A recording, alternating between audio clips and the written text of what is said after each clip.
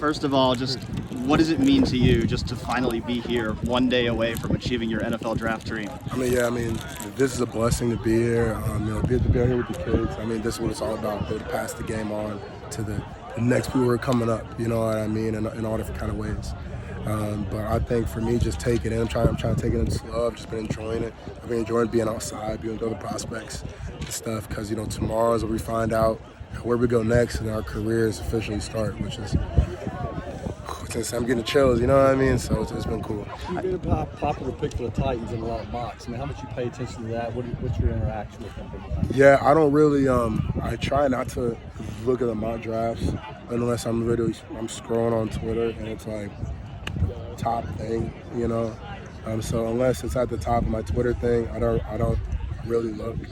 You know what I mean? Because I feel like a lot of my drafts don't really know what the GMs are thinking.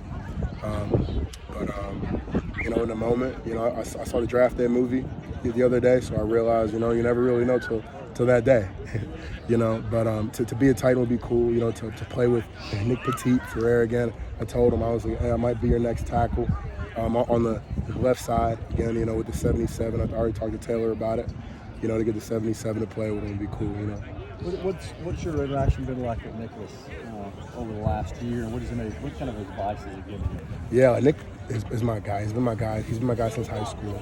Since I was in high school. I think for him it's just he knows me well, and he knows I can handle the process well. So I feel like his advice has been more just on the first couple of days after the draft, how to handle the rookie mini camp, the OTAs, because those pads you get on, then that's just stuff I do all the time. So then I'm just getting back and playing ball, during training camp and whatnot. How'd you make a connection with LaJuan, and what has he kind of told you?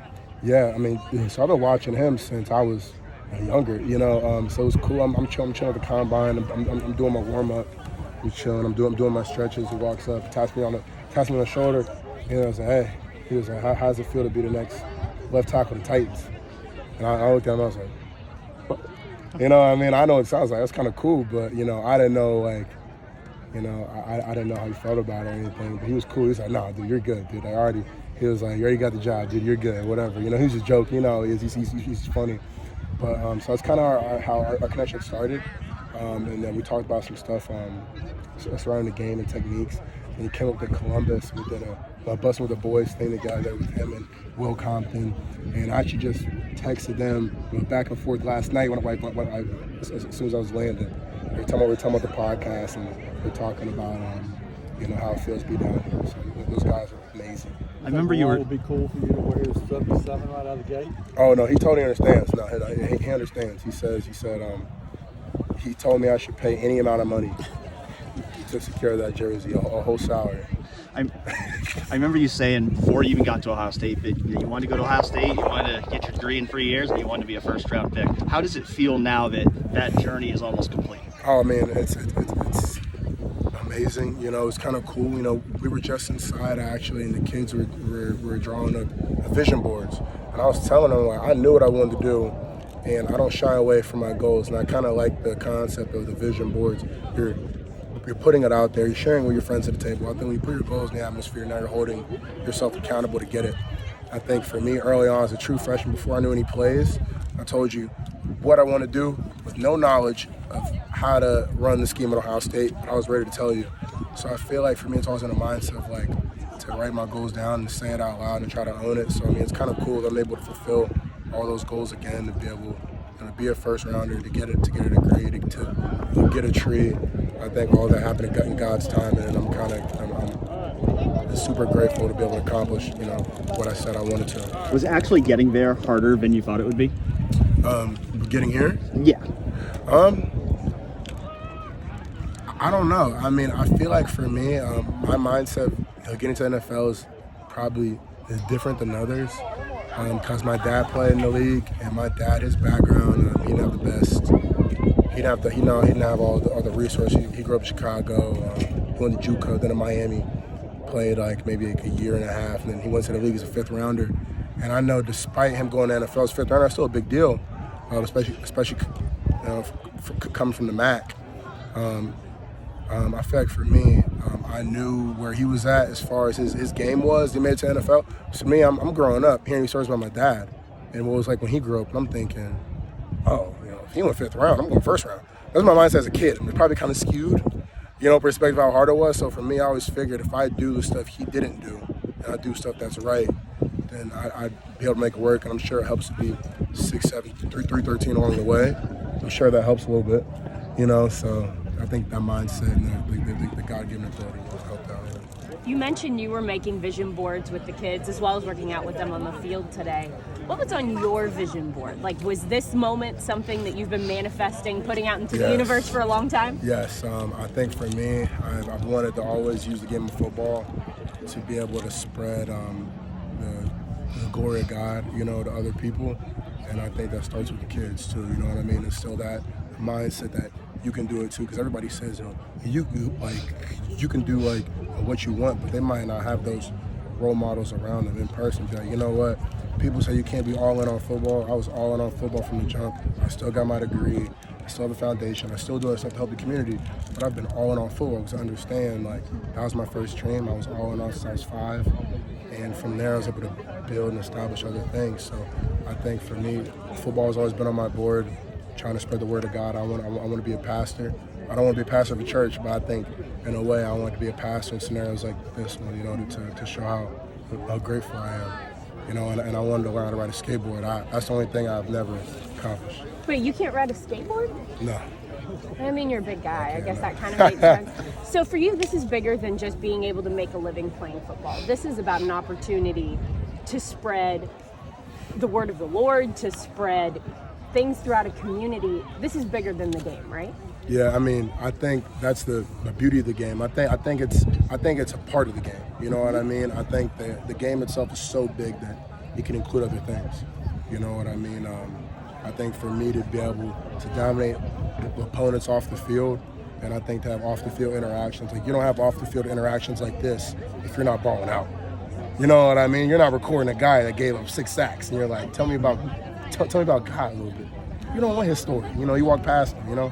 So I think it starts with the ability for me to dominate on the field.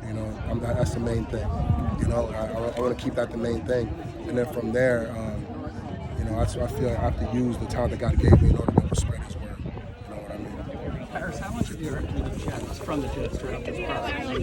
Yeah, I've been talking to the Jets a lot. I've been talking to Garrett Wilson a lot.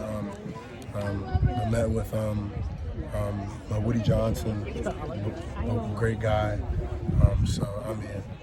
I think a great organization. You meet the owner, it means there's a realistic shot you could end up in New York. Yeah. Are you excited about that? Yeah, it'd be cool. Well, that's your uncle, right? Johnson. No. Top 3 of the Lions. I did it. So I did not heard some rumors that they might be mixed there. Yeah, I've talked with them a little bit, but I have not done a top 30. Back to the Jets real quick. What would it be like to block for future Hall of Famer and Aaron Rodgers? Oh, that'd be awesome. I talk with that with my guy Luke a lot, my center. Talk about that because he was a Jets fan growing up. I'm like, man, how cool would it be to be able to play for him? And, he said his dream was to be able to play for the Jets, but the snap for him, I'm like, dude, I don't think Aaron's gonna go for one bad snap. Dude. He's gonna put you on a trade block. Dude. If you one bad snap, dude, he's not going for it. He's too old for that. You know what I mean? But just messing around. But I think honestly, being able to continue in a program where I think for them, it's a young team with a vet guy at the helm. I think it's incredible. You know what I mean? It's incredible. What would it be like to block for a future Hall of Famer, Patrick Mahomes? Yeah, that would be really nice. You know what I mean? I think the way he gets the ball out, the way he extends plays is just unmatched. And I think, to be able to play here in this culture, I have some family that lives down here. I've never been to a game here, but I've heard the environment here at Arrowhead is like college environment. You know what I mean? Which is pretty cool. A lot of guys have been saying they kind of looked at their offense that they play and try to emulate it. And throughout your college playing days and just watching them play, if you have played and watched them enough, have you taken anything from watching them play?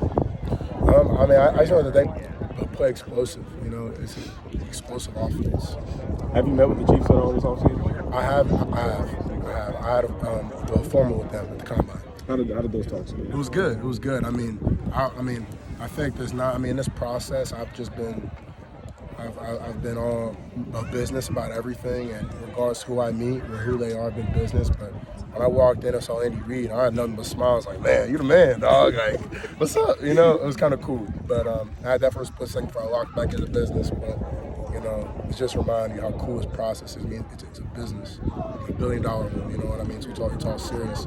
But at the same time, that little kid inside is like, man, like we're really here. Like I'm talking business with Andy Reid. Like that's super cool. You know. When you get drafted, is that business going to kind of fade away and then you'll feel ecstatic? Oh no, I'm still ecstatic about it. You know what I mean? I'm ecstatic about the business aspect of it. You know what I mean? Because now there's no more school. I graduated. I got the paper, put the hat on. I'm cool now. It's all football now. So I'm still excited about it.